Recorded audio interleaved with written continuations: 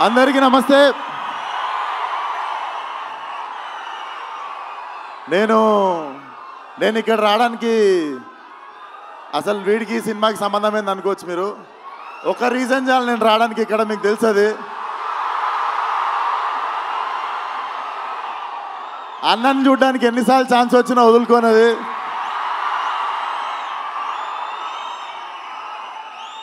And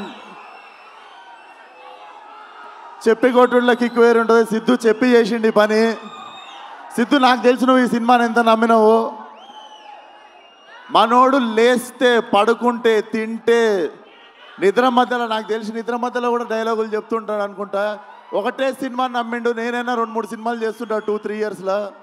it's not a joke. కెరియర్ని పక్కన పెట్టి ఒకటే సినిమాని అంత లాంగ్ టైం నమ్మడం. నాకు తెలిసి Tillu is a cult character అని నేను చెప్పినుండే టిల్లు కూడా మన సినిమా చూసి.